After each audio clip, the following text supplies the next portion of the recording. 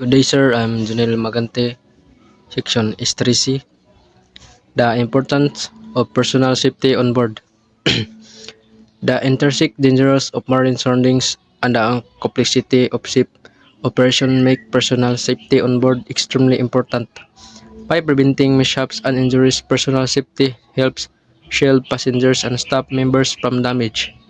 Their welfare as well as the preservation of professional effectiveness and adherence to safety requirements depend on this.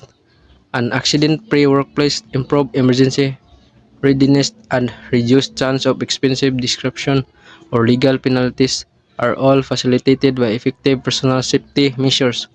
Strong safety cultures also help crew members become more confident and collaborative, which is essential for overcoming the ever-changing challenges of life at sea. By protecting both human life and the personal integrity of the vessel, putting personal safety first guarantees a safe and successful marine experience. On-board ship, personal safety refers to the procedure and safeguard put into place to keep people safe and secure.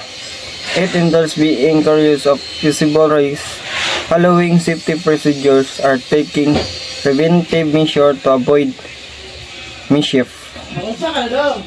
Emergency procedure. Example, safety drills take part in frequent safety exercise to learn what to do in an emergency. Second, fire safety. Example, fire extinguisher. Know where fire extinguisher and located and how to use them. Third, safety equipment. Example, life jacket. When used in life jacket, always follow the instruction and make sure it's fit properly. And the fourth is boat stability. Example, movement. Move carefully around the ship, especially in the raw weather or on safer surface. And the fifth and the last fifth is personal awareness. Example, be alert. Stay attentive to your surrounding and be mindful on other passenger and crew. Personal safety on a ship is crucial due to a unique environment and potential hazards associated with maritime operations. Here are rundown to key components to ensure personal safety or a ship. Number one, personal protective equipment or PPE. Gloves to protect hands from injury. Helmet to protect against falling object or impact. Number two, equipment, emergency equipment. First aid kit, necessary medical supplies. Emergency positions, indicating radio, become or EPIRB from distress signaling. Number three, safety procedure and training. Safety drills, regular fire, abandon ship, a man overboard drills. Crew training, regular training and safety procedures, use equipment and emergency response.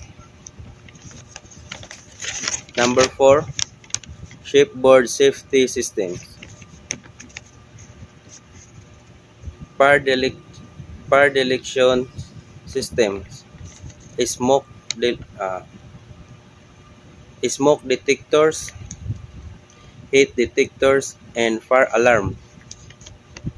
Emergency lighting, illuminate escape routes and power outage.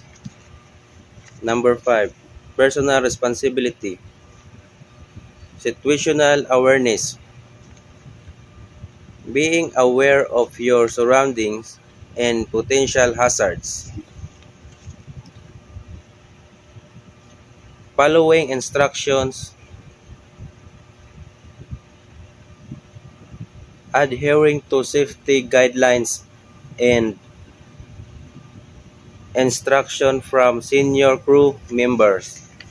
The objective of a personal safety on a ship are ensuring the well-being of all individuals on board and mitigating the risks associated with a maritime operation. Here are the key objectives.